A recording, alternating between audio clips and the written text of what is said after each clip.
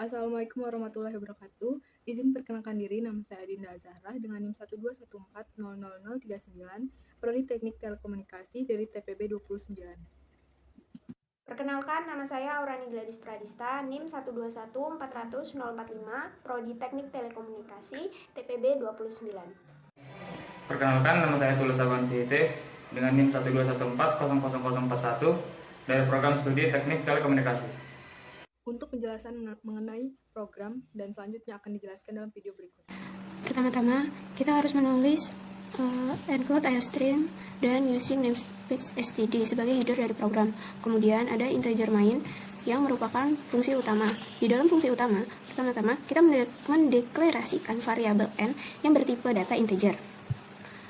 Tipe data integer digunakan untuk menampung data berupa bilangan bulat. Setelah itu memberikan output dengan cout berupa tulisan masukkan banyak data yang akan diolah. Lalu menggunakan sin n untuk menerima inputan dari pengguna. Kemudian ada percabangan if else yang memiliki kondisi n kurang dari sama dengan 0. Jika kondisi tersebut terpenuhi, maka akan memberikan output dengan cout berupa tulisan kesalahan dalam inputan. Lalu program akan berakhir. Jika kondisi tersebut tidak terpenuhi, maka program akan mendeklarasikan 3 variabel array dengan indeks berjumlah n yang bertipe data float yang bernama vrms, r, dan p.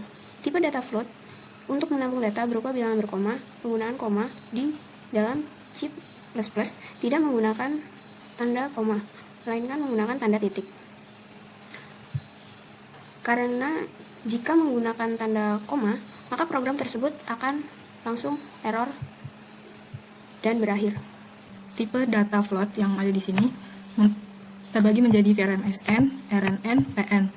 Nah, tiga tipe data ini digunakan untuk menampung data bilangan, dan lanjut ke setelah itu ada for perulangan. Nah, di sini kita tulis i sama dengan 0 untuk batas awal, i kurang dari n untuk batas akhir, dan selanjutnya ada i++. Nah, tujuan i++ ini untuk incrementnya. Dalam baris pertama ini kita menulis dalam for ke 1 berisi output atau cout. Kita menggunakan tanda baca inputan ke. Yang pertama kita tulis inputan ke 1 karena akan menjadi inputan yang pertama. Lalu kita tulis i+1 karena mengapa i+1? Karena i merupakan indeks dari array yang mulai dari 0. Terus juga sehingga kita menggunakan i+1 ini untuk mulai dari angka 1. Lalu ada output lagi, masukkan vrms sama dengan dan diakhiri dengan tanda titik koma. Selanjutnya kita menuliskan in atau input nilai dari vrmsi itu, lalu diakhiri dengan tanda titik koma. Selanjutnya kita cout atau mengoutputkan r dengan kata-kata memasukkan r sama dengan tanda petik di antara kalimat, lalu kita menginputkan lagi nilai r menggunakan in. Selanjutnya kita menuliskan rumus pi sama dengan vrmsi kuadrat. Kita tuliskan vrmsi kuadrat dengan vrmsi kali vrmsi, lalu dibagi 2 kali ri. Setelah kita menginputkan VRMS dan R, maka kedua data tersebut diolah menjadi program untuk mencari dan menghasilkan nilai dari P. Perulangan for ke-1 ini akan berjalan sebanyak N itu yang kita masukkan nanti setelah di run untuk menerima inputan data-data.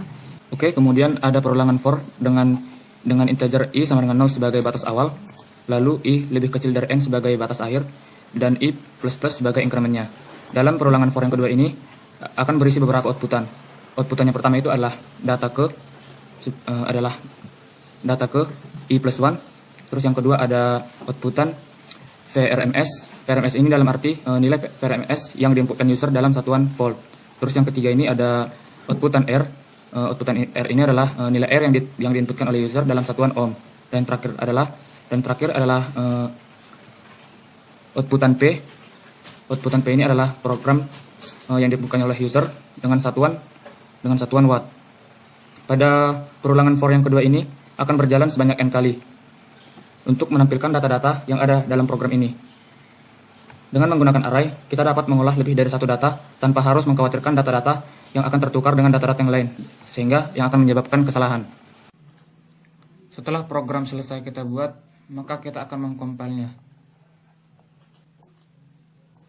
Kita coba filenya. Setelah kita run, maka program akan meminta kita untuk memasukkan banyak data yang akan diolah sebagai perhitungan dalam mencari daya dalam amplifier. Misalnya, data yang akan diolah itu sebanyak 3. Maka, program akan kembali meminta data, yang dimana data itu berisi variabel yang menjadi komponen dalam mencari perhitungan daya. Dan program akan meminta data variabel tersebut secara berulang sebanyak 3 kali sesuai dengan banyak data yang akan kita olah tadi. Misal, kita masukkan data random. Nah, setelah itu kita akan tekan enter pada keyboard dan kita dapat melihat perhitungan daya watt dalam amplifier. Sekian penjelasan dari kami. Sekian dan terima kasih.